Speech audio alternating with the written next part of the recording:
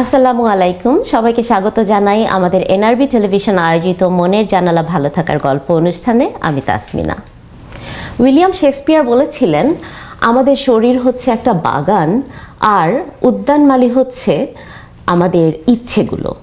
কিন্তু আমরা এই 2025 সালের দোরগোড়ায় আমরা এখন কিন্তু দেখতে পাচ্ছি যে ইচ্ছে থাকলেই সমস্ত কিছু হয় না। আমাদের শরীরকে, আমাদের মনকে ভালো রাখতে হলে ইচ্ছের পাশাপাশি থাকতে হবে আমাদের তথ্য উপাত্ত, এবং সেইখানেই আজকে আমাদের অবস্থান। এনআরবি আয়োজিত আমাদের এই মনের জানালা ভালো থাকার অনুষ্ঠানটির কাজটি সেখানেই। আমরা ধারাবাহিকভাবে এই অনুষ্ঠানটি করছি যাতে ইচ্ছেগুলোকে আমরা সম্পূর্ণতা দিতে পারি, আমরা তথ্য উপাত্ত দিয়ে সমৃদ্ধ করতে পারি আমাদের দর্শক শ্রোতাদের। আর সেই জন্য আমাদের মনের জানালা অনুষ্ঠানটিতে আমাদের সাথে প্রতি পর্বেই সংযুক্ত হচ্ছেন আমাদের কমিউনিটির বিভিন্ন প্রজ্ঞালব্ধ ব্যক্তিরা। এই যেমন আজকে আমাদের স্টুডিওতে উপস্থিত আছেন সোশ্যাল ওয়ার্কার নেসার আহমেদ। নেসার ভাই, কেমন আছেন আপনি? আলহামদুলিল্লাহ, thanks for having me here today. আমরা অত্যন্ত আনন্দিত আজকে আপনাকে আমাদের স্টুডিওতে পেয়ে। তো আপনি একজন রেজিস্টার্ড সোশ্যাল ওয়ার্কার, এবং আমি জানি যে আপনি এখানে গ্যারিস্টিনের সাথে, তারপর উড গ্রিন কমিউনিটি সেন্টারের সাথে, বায়াসের সাথে আছেন। আপনি বাংলাদেশে থাকতেও আপনি ব্র্যাকের সাথে অনেক কাজ করেছেন, যেটা কিনা লার্জেস্ট গভর্নমেন্ট একটা অর্গানাইজেশন। সো আপনার এই বিষয়ের প্রতি ইন্টারেস্টটা যদি আমাদের দর্শকদের জন্য একটু বলেন। ধন্যবাদ আপনাকে। বাংলাদেশে আমার পড়ালেখাটা হচ্ছে সোশিওলজিতে। তো সোশিওলজিতে আপনার পাশ করার পরে আমি আপনার নন প্রফিট অর্গানাইজেশনে কাজ করা শুরু করি। তারপরে একটা দীর্ঘ সময় ব্রাক ইন্টারন্যাশনাল, যেটা ওয়ার্ল্ডের লার্জেস্ট নন প্রফিট অর্গানাইজেশন, ওইখানে প্রায় কয়েক বছর কাজ করি। তারপরে যখন কানাডাতে আসি তখন আমার ইচ্ছা ছিল আসলে ক্রিমিনোলজিতে পড়ালেখার উপরে। কিন্তু আপনার কানাডার বাস্তবতায় দেখা যাচ্ছে যে ক্রিমিনোলজির উপরে আসলে পড়ালেখার সুযোগ থাকলেও জবের অপরচুনিটি এরকম নাই। তারপরে আমি এখানে একটু জব রিসার্চ করলাম, আমার এক্সপিরিয়েন্সের সাথে আসলে কোথায় যায়। আমি কানাডাতে এসেছিলাম আপনার ইন্টারন্যাশনাল সোশ্যাল ওয়ার্কার ক্যাটাগরিতে। তো এখানে আমি একটু রিসার্চ করে আমি দেখলাম যে এখানে যদি আমি সোশ্যাল ওয়ার্কে পড়ালেখা করি, এখানে আপনার ভেরি ওয়াইড সোশ্যাল ওয়ার্কের ফিল্ডটা। হ্যাঁ, তারপরে এখানে আমি রায়ারসনে ভর্তি হয়ে যাই আপনার ব্যাচেলর অফ সোশ্যাল ওয়ার্কে। তো এখানে 4 বছর এটা করার পরে ইন দ্য মিন টাইম আমি এখানে বিভিন্ন কমিউনিটির সাথে, বাংলাদেশের কমিউনিটির সাথে কাজ করতে থাকি। তারপরে আপনি হয়তো জেনে থাকবেন যে আমি রায়ারসন ইউনিভার্সিটিতে প্রেসিডেন্টস অ্যাওয়ার্ড পাই। তারপরে পড়ালেখা শেষ করার পরে আমি উড গ্রিন কমিউনিটি সার্ভিসে, এটা হচ্ছে আপনার একটা লাইন আছে টরন্টো সিনিয়র্স হেল্পলাইন। তো আমি টরন্টো সিনিয়র্স হেল্পলাইনে রেজিস্টার্ড সোশ্যাল ওয়ার্কার হিসেবে প্রথম কাজ শুরু করি। এরপরে হচ্ছে আপনার সিটি অফ টরন্টোতে কাজ করছি, এটা আমার ফুল টাইম। কিন্তু আমার প্যাশনসটা আসলে মেন্টাল হেলথের দিকেই। তো আমার পার্ট টাইম কাজ হচ্ছে গ্যারিস্টিন ক্রাইসিস সেন্টার নামের একটা অর্গানাইজেশন আছে টরন্টোতে, ওইটাতে। আপনার প্রশ্ন ছিল যে আমার আগ্রহটা এই লাইনে কেন এলো? তো আমার আসলে একটা কথা আছে না যে আপনার চ্যারিটি বিগিনস এট হোম। তো আমি ছোটবেলা থেকেই দেখতাম যে আমার আব্বা এবং আম্মা, মানে একজন আরেকজনের অগোচরে, আম্মা দেখতাম মানুষকে হেল্প করছে, আব্বা যেন না জানে, আবার আব্বা হেল্প করছে। হ্যাঁ, আমার ভিতরে ওইটা ছিল। সো আমি যখন পড়ালেখা শেষ করি তখন থেকেই ছিল যে আসলে এই সেক্টরে কাজ করা, যেটাতে মানুষকে হেল্প করা যায়। তো কানাডাতে যখন আসলাম, বাংলাদেশে তো আসলে মানে কি আপনার সোশ্যাল ওয়ার্ক থাকলেও সেটা ছিল কমিউনিটি ওয়ার্ক, মানে বিগার আসপেক্টে। কিন্তু কানাডাতে সোশ্যাল ওয়ার্কটা অনেকটা, মানে বিভিন্ন ধরনের আছে সোশ্যাল ওয়ার্ক। তারপরেও একটা হচ্ছে যে আপনার পার্সন টু পার্সন সাপোর্ট দেওয়া। এখানে কি আপনার মনে হয় স্কোপটা অনেক বেশি হেল্প দেয়ার? কানাডাতে সোশ্যাল ওয়ার্ক এটার স্কোপটা অনেক বেশি। মানে আমি যদি বলি, আপনি যদি জানতে চান যে কানাডাতে আসলে সোশ্যাল ওয়ার্কের টাইপগুলি কী কী বা কোথায় কোথায় কাজ করা যায়, এখানে একটা বড় হচ্ছে আপনার চিলড্রেন এইড সোসাইটি। হ্যাঁ, তারা হচ্ছে সবচেয়ে বড় এমপ্লয়ার সোশ্যাল ওয়ার্কারদের জন্য। তারপরে আপনার কারেকশনাল ফেসিলিটি যেগুলি, ওইগুলিতে। তারপরে হচ্ছে আপনার মেন্টাল হেলথ, কাউন্সিলিং। তারপরে হচ্ছে হসপিটালগুলিতে। আচ্ছা, একটু থামাচ্ছি। তাহলে এটা তো মানে সোশ্যাল ওয়ার্কের এরকম অনেক স্কোপ রয়েছে আমাদের এখানে। কিন্তু আমি যদি একটু জানতে চাই যে আপনারা আসলে ওভারঅল কি সার্ভিস দিয়ে থাকেন? বা আমরা অনেক সময় শুনি যে অনেকের প্রয়োজন যাদের সোশ্যাল ওয়ার্কার আছে, আবার অনেকেই ইন নিড কিন্তু তারা অ্যাক্সেস পাচ্ছে না সোশ্যাল ওয়ার্কারের। তো কিভাবে, how to get access easily, মানে এটা যদি আমাদের দর্শকদের একটু পরিষ্কার করে দেন। আচ্ছা, এখন আপনার বিষয়টা হচ্ছে যে আপনার সোশ্যাল ওয়ার্কার কেন প্রয়োজন, মানে বেসড অন দ্যাট নিড। আপনার ধরেন এখানে ইউথ অ্যান্ড চাইল্ড যদি ইনভলভ থাকে তাহলে আপনার সিএএস থেকে আপনাকে অ্যাসাইন করবে সোশ্যাল ওয়ার্কার। আপনার কারো যদি মেন্টাল হেলথ কেস ম্যানেজমেন্ট যদি দরকার পড়ে তাহলে এখানে অ্যাক্সেস পয়েন্ট একটা অর্গানাইজেশন আছে, আর হচ্ছে সেন্ট্রালাইজড। আপনি ওখানে অ্যাপ্লিকেশন করবেন, ওখান থেকে আপনাকে সোশ্যাল ওয়ার্কার অ্যাসাইন করবে। হ্যাঁ, এগুলো চমৎকার, আপনি সব রিসোর্সগুলো বললেন, কিন্তু মনে করেন যে আমাদের পরিচিত একজন বন্ধুর তার একজন সোশ্যাল ওয়ার্কার দরকার, to discuss and start from there, right? তো একজন কমিউনিটি জেনারেল মেম্বার কি করে ইজিলি অ্যাক্সেস পাবে? ধরেন সে সিএএস কে চেনে না, বা আদার রিসোর্স যেগুলো বললেন তার সেগুলো সম্পর্কে জানা নাই। এখন আমরা আমাদের দর্শকদের কি বলতে পারি যে কিভাবে যখন কারো প্রয়োজন ইজিলি একজন সোশ্যাল ওয়ার্কারের সাথে সে কমিউনিকেট করতে পারবে? মানে এগেইন এটা হলো আপনার মানে based on what needs. So আপনারা গুগল করতে পারেন যে ওই আপনার কতগুলি বড় বড় অর্গানাইজেশন আছে, যে আপনি যে এলাকায় থাকেন ওই এলাকার কমিউনিটি আপনার সেন্টার যেগুলি আছে ওই কমিউনিটি সেন্টারে আপনি ওয়াক ইন যেতে পারেন, গিয়ে আপনি বলতে পারেন যে আমার একজন সোশ্যাল ওয়ার্কার দরকার।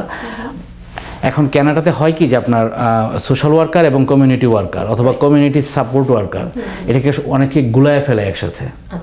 তো আপনাকে যেতে হবে ওই কমিউনিটি এজেন্সি অর্গানাইজেশনে, ওখানে গিয়ে আপনি জিজ্ঞেস করতে পারেন যে আমার একজন সোশ্যাল ওয়ার্কার দরকার আমার এই পারপাসের জন্য, অথবা আপনি 211-এ কল করতে পারেন যে আমার আসলে এই পারপাসের জন্য আমি কোথায় যেতে পারি।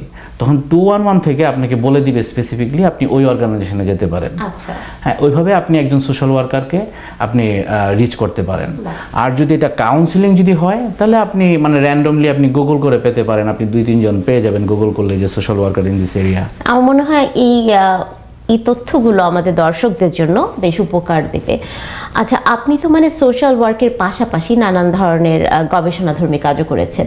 এই যে বায়াসের আপনাদের একটা আর্টিকেল দেখলাম, আপনার একটা রিসার্চ পেপার করেছেন, আপনার সাথে বোধহয় গোলাম মুস্তাফা ভাই ছিল, আরও একজন ছিল।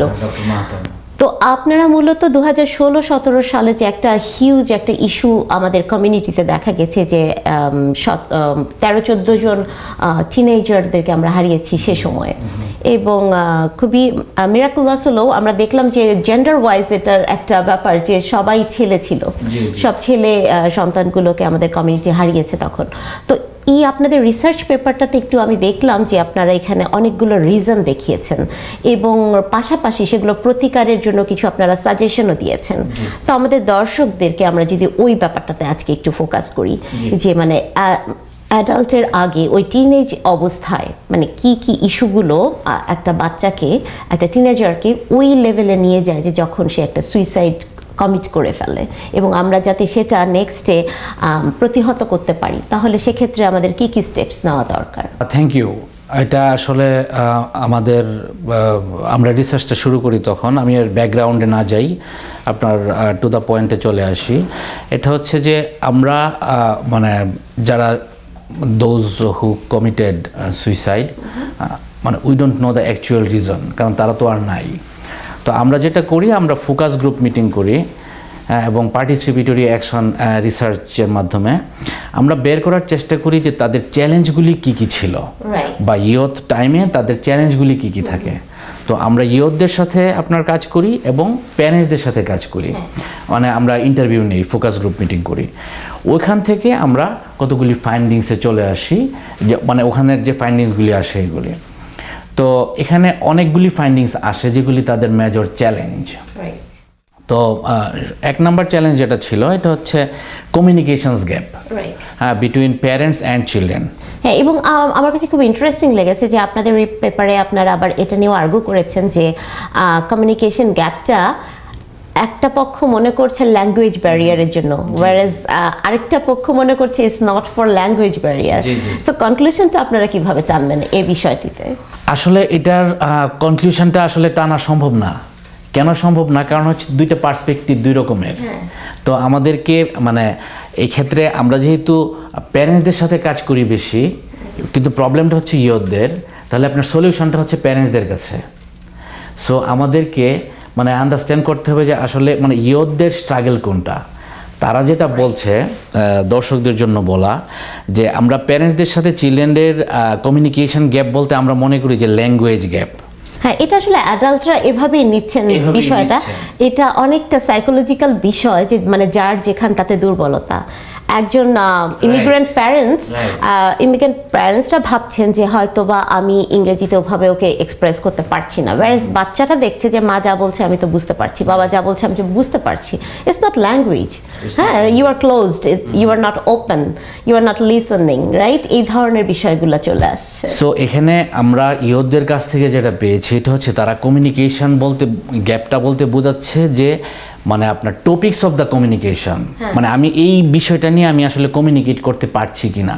তারা বিভিন্ন বিষয়ে বিভিন্ন সাবজেক্টে তাদের লাইফের what they are going through they are not able to communication with their parents.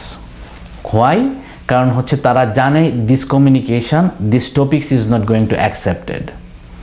তো যেহেতু অ্যাকসেপ্টেন্সটা হবে না, এটা হচ্ছে গ্যাপটা, যে ওরা আসলে কমিউনিকেশনটা করতেই চায় না, কারণ তারা জানে উত্তরটা জানা আছে তাদের। যেহেতু উত্তরটা জানা আছে, সো কথা বলে কি হবে। তো এই জায়গায় হচ্ছে গ্যাপটা। তো এখানে কনক্লুশনটা এরকম যে আমাদের প্যারেন্টসদেরকে মোর ওপেন হতে হবে, যে তাদেরকে মানে স্পেস দিতে হবে, যে কমিউনিকেশন একটা স্পেস দেওয়া, যে হ্যাঁ তোমার কাছে তুমি সব কিছু আমাকে এসে শেয়ার করতে পারো, যাই হচ্ছে তুমি শেয়ার করতে পারো, ওপেন, এবং মানে নট টু জাজমেন্টাল হওয়া তাদের কাছে, তাদের ডোরটা ক্লোজ করে না দেওয়া।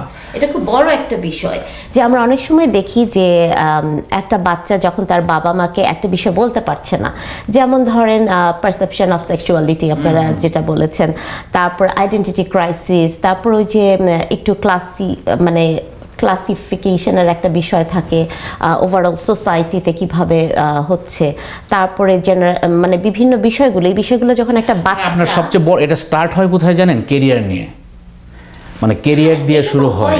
মানে বাবা-মারা চায় যে আমি এটা হতে পারিনি, আমার বাচ্চা এটা হবে, অথবা আমি ওইটা ছিলাম, বাংলাদেশে ছিলাম, কিন্তু এখানে এসে আমি এটা করতে পারছি না, আমি চাই আমার ড্রিমটা আমার মানে চিলড্রেনের মাধ্যমে এখানে এটা এস্টাবলিশ হোক, কিন্তু ওইটা তো তাদের ড্রিম না। তো ওই কমিউনিকেশনটা করে লাভ হবে না, কারণ তারা জানে উত্তরটা জানা আছে। হ্যাঁ, একদম ঠিক বলেছেন। তো যখন একটা বাচ্চা বুঝতে পারছে যে আমি এখন সেক্সুয়ালিটির, জেন্ডার আইডেন্টিটি এই বিষয়গুলো নিয়ে চাচ্ছি, কিংবা বিয়ের ক্ষেত্রে, পার্টনারশিপের ক্ষেত্রে তারা অনেক ওপেন, তারা অনেক এক্সপেরিমেন্টাল, তারা চারপাশে যেটা দেখছে ওরকম কিছু ফলো করতে চাচ্ছে, ওয়ারেস এই বিষয়গুলো নিয়ে প্যারেন্টসদের সাথে কথাই বলা যায় না, কারণ ওদের মানে মাইন্ডসেটটা খুব প্রেসেট করে এবং তারা সেখান থেকে নড়ছে না। এরপরে কি হচ্ছে, বাচ্চাটা নিজেকে ক্লোজ করে ফেলছে, সে কারোর সাথে শেয়ার করছে না, কথা বলছে না। তো হিয়ার উই সি দ্যাট এটা কোনো ল্যাঙ্গুয়েজ ব্যারিয়ার না, এটা হচ্ছে যে মাইন্ডসেটটা, যে বাচ্চাটা যাওয়ার কোনো জায়গা পাচ্ছে না। এবং এক পর্যায়ে তারপর ক্যারিয়ারের ক্ষেত্রেও যখন দেখা যাচ্ছে যে বাচ্চাটা ওর বাবা মার নির্ধারণ করে দেয়া ক্যারিয়ারটাকে সে নিতে চাচ্ছে না, সে অন্য কিছু করতে চাচ্ছে, কিন্তু সেটা বলার কোনো স্কোপ পাচ্ছে না, তখন সে রাদার তার চেয়ে মানে নিজেকে ক্লোজ করে ফেলছে, একাকিত্বে চলে যাচ্ছে, ওখান থেকে ড্রাগস, ওখান থেকে সুইসাইড, ওখান থেকে মানে this is one of the it could lead to suicide. তো এক্ষেত্রে আপনি প্যারেন্টসদেরকে কি বলবেন? সো এই যে মানে যেটা আমি বললাম যে প্যারেন্টসদেরকে মোর ওপেন হতে হবে। প্যারেন্টসদেরকে মানে আমি যেটা বলি যে how can you test you and your kids have no communication gap? Try to talk 20 minutes with your child, just 20 minutes, give a try. যদি কথা বলতে পারেন তাহলে আপনার কোনো কমিউনিকেশন গ্যাপ নাই। যদি 20 minutes কথা বলতে না পারেন, কমিউনিকেশন গ্যাপ আছে। মানে আপনি রিকমেন্ড করেন এভরিডে 20 minutes আপনার বাচ্চার সাথে কথা বলা। আপনি দেখবেন যে আমরা যখন দেশে ফোন করি বা একজন ফ্রেন্ডের সাথে কথা বলি, 1 ঘন্টা কথা শেষ হয়ে যায়, কিন্তু যে কারণে ফোনটা করেছিলাম ওই আলাপটাই এখনো করা হয় নাই, মানে which indicates that we have no gap, আমাদের টপিক্সের কোনো শেষ নাই। কিন্তু আপনি আপনার বাচ্চার সাথে বা আমাদের অপরিচিত একজন মানুষের সাথে বাস স্টপে যখন দেখা হয়, তখন জিজ্ঞেস করি how are you, that's it, হ্যাঁ, নাইস ওয়েদার টুডে, কারণ আপনি কোনো টপিক্স পাচ্ছেন না, আপনি জানেন না। তো এখানে আমার রিকমেন্ডেশন হচ্ছে যে বাচ্চার সাথে 20 মিনিট কথা বলার চেষ্টা করেন, দেখেন পারেন কিনা। যদি না পারেন তাহলে টপিক্স খুঁজে বের করেন যে what are the similarities you can find with your children, similarity খুঁজে বের করেন, কমন ইন্টারেস্ট নিয়ে কথা বলেন, হোয়াট এভার ইট ইজ। তো বাচ্চারা তো আপনার বের করবে না আপনার ইন্টারেস্ট কি, তাহলে আপনাকে বের করতে হবে ওর ইন্টারেস্টটা কি। ওই ইন্টারেস্টটা বের করে ওর সাথে আপনি ওই গ্যাপটা মুছেন, দেখেন আপনি ও আসলে কোথায় স্পেন্ড করে টাইম, ওর ইন্টারেস্টের জায়গাগুলি কোথায়। হ্যাঁ, কীভাবে ও ধরেন আপনি গেম খেলে, আপনি ওর সাথে একদিন বসেন যে ও আসলে ইন্টারেস্টটা কোথায় পায়। ও যে কাজটাই করে, ও গান শুনে, আপনি শোনার চেষ্টা করেন যে ও কোন ধরনের গান শুনে, ও কেন ওই গানটা শুনে। এই ধরনের 10টা আর্টিস্টের আপনি নাম শুনেন, নাম জানেন, দেখেন ওদের লাইফস্টাইল শুনেন। আপনি মানে ও যদি ইনস্টাগ্রামে থাকে, মানে you need to know your children. এটা যে আপনি কমন ইন্টারেস্টের কথা বলছেন, এবার আমরা যদি একটু ড্রব্যাকগুলোর দিকে যাই, মানে নেগেটিভ অ্যাসপেক্টগুলোর দিকে যাই, যে কি কারণে একটা বাচ্চা পিসড অফ হয়ে যাচ্ছে, কেন সে প্যারেন্টসের সাথে কথা বলতে চাচ্ছে না, পালিয়ে পালিয়ে থাকছে। হ্যাঁ, যেমন আমার খুব ভালো লেগেছে আপনাদের পেপারে আপনারা উল্লেখ করেছেন বেশ কিছু ব্যাপার, যেমন স্ট্রেংথ ভার্সেস উইকনেস। হ্যাঁ, যে আমরা দেখা যায় যে বাই নেচার আমাদের মানে আমাদের বেড়ে ওঠা থেকে আমরা অনেকটা ইনফ্লুয়েন্স করে আমাদেরকে, যে আমরা প্রথমেই বলি যে কেন তুমি ভালো গ্রেড পেলে না, নাটা দিয়ে আমরা শুরু করি, তাই না? তুমি এটা কেন করলে না, এটা কেন হলো না, এটা কেন পারলে না, ভার্সাস আমরা খুব কম অ্যাপ্রিসিয়েট করি, আমরা খুব কম মানে ওদের স্ট্রেংথগুলো নিয়ে কথা বলি। আপনারা কিভাবে আপনার পার্সপেক্টিভ থেকে জিনিসটি বলবেন? আচ্ছা, এটা হচ্ছে যেটা আমাদের রিসার্চের একটা ফাইন্ডিংস, যে আমাদের আমরা অলওয়েজ প্যারেন্টসরা, আপনি যেটা বললেন, যে আমরা হচ্ছে কি উইকনেস বেসড সাপোর্ট দেই। মানে একজন আপনার ম্যাথে উইক, তার মানে ওকে ম্যাথে ভালো করতে হবে, এই জন্য ম্যাথের টিচার দিচ্ছি, আমি নিজে ম্যাথ করাচ্ছি যাতে সে ম্যাথে ভালো পায়, ভালো নাম্বার যাতে ক্যারি করে।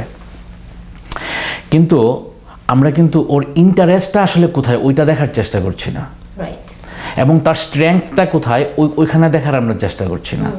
সে ম্যাথে খারাপ, তাকে ইঞ্জিনিয়ার হইতেই হবে, তাকে আপনার মাস্ট প্রোগ্রামে চান্স পেতেই হবে, সো তাকে যত ধরনের সাপোর্ট দরকার আমি দিচ্ছি।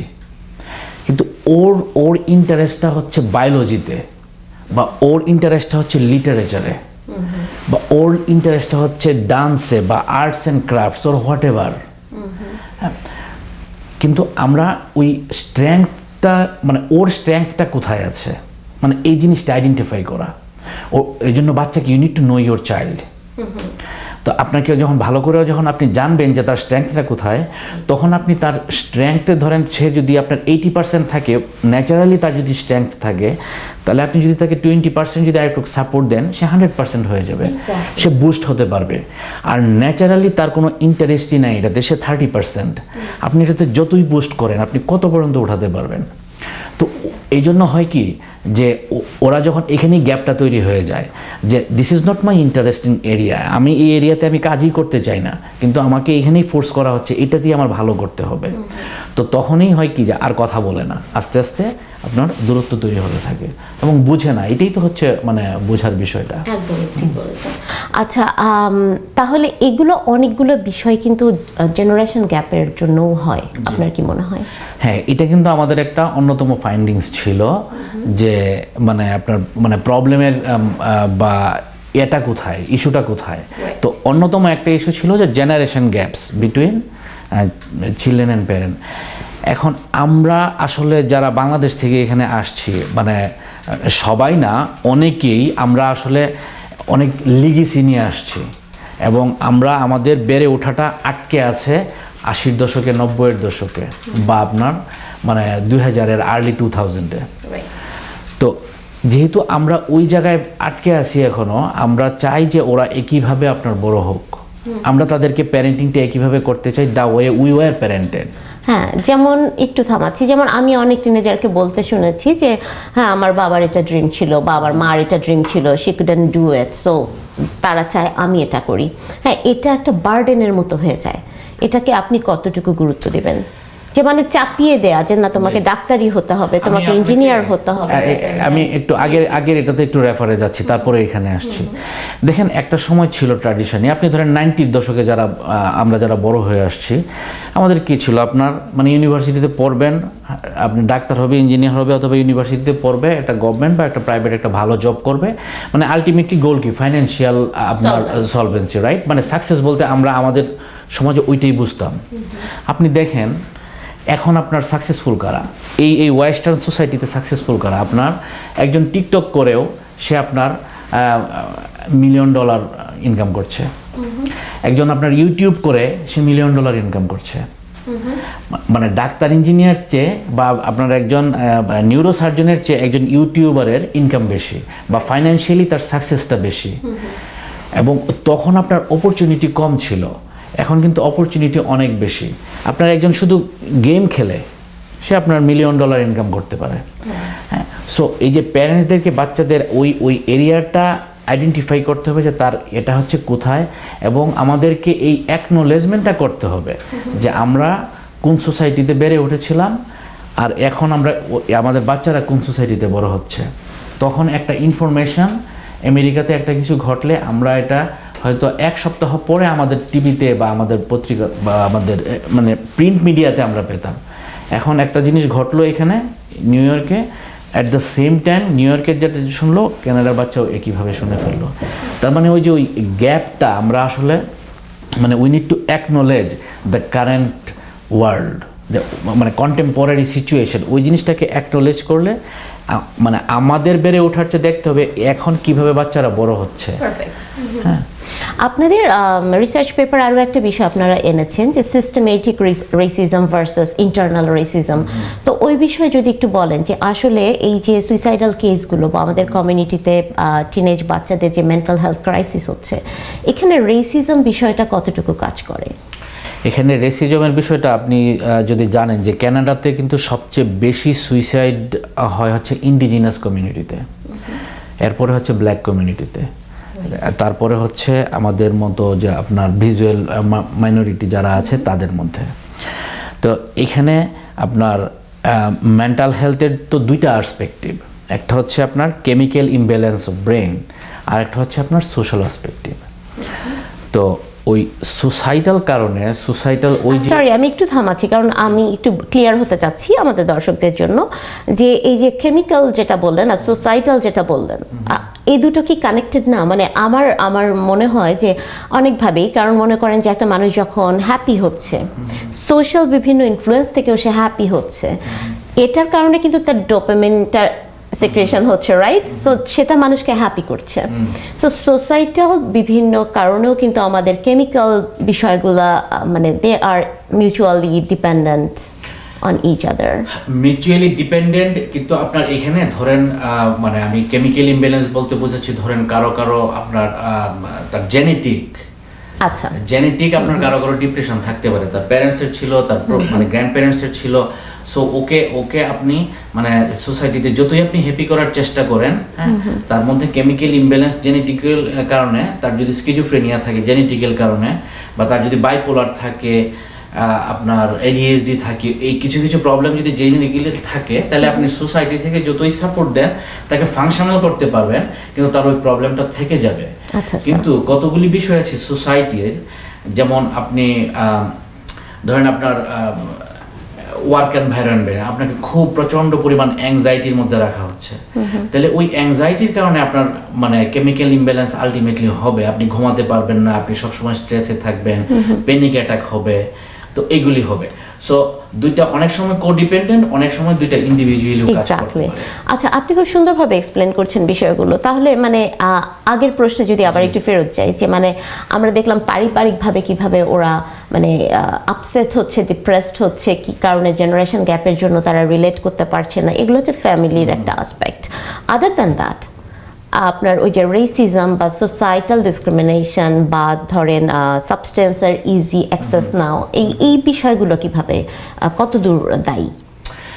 তো এইগুলি হচ্ছে যে আমি যে রেসিজমে যেখানে ছিলাম, এটা হচ্ছে যখন আপনি মানে স্কুলে কোনো বাচ্চা আপনার রেসিজমের শিকার হয়, বা তাদের প্যারেন্টসদেরকে দেখে তারা রেসিজমের শিকার হচ্ছে, তারা অনেক জায়গায় যেতে পারছে না, অনেক কিছুতে তাদের অ্যাক্সেস নাই, বা প্যারেন্টসরা বলে ও এটা আমাদের কাজ না, এটা সাদাদের কাজ, বা এরকম করবা না, হ্যাঁ এটা আমাদের সাথে যায় না, এটা হচ্ছে সাদাদের কাজ, বা এটা আমাদের মুসলিম আমাদের সাথে যাচ্ছে না, এগুলি হচ্ছে খ্রিস্টানদের কাজ। তো এইভাবে আপনার বিভিন্ন ধরনের বাউন্ডারির কারণে হয় কি, এটা আপনার অনেকটা মানে কি ইন্টেনশনালিও হতে পারে, অনেকটা আপনার ফোর্স বাই দ্য সোসাইটি, হ্যাঁ, প্যারেন্টসদের জন্য গ্লাস সিলিং, আপনার অনেক কষ্ট করছে কিন্তু আপনার উপরে উঠতে পারছে না, এরকম অনেক কিছু আছে। তো এইটার একটা প্রভাব পড়ে।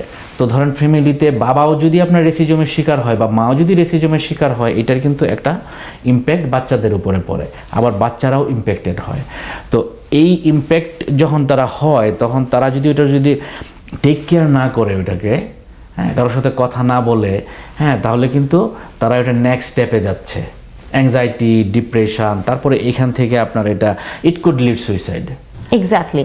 তো তাহলে আমরা বিভিন্ন রিজনগুলো দেখলাম, আমাদের দর্শকদের জানালাম আমরা যে কিভাবে পারিবারিকভাবে একটা টিনেজার বাচ্চা ওরকম ডিসিশন নিতে বাধ্য হচ্ছে, এবং কিভাবে সমাজগতভাবে, কিভাবে স্কুলের এনভায়রনমেন্ট থেকে রেসিজম বা ডিসক্রিমিনেশন বা বুলি, এই নানান কারণে কিভাবে একটা বাচ্চা ইনফ্লুয়েন্সড হচ্ছে ওরকম একটা সিভিয়ার ডিসিশন নিতে। আমি একটা পয়েন্ট বলতে চাই, আমাদের ফাইন্ডিংসের মধ্যে ছিল এটা ইয়ুথদের মধ্যে, this is also controversial, like communication gap.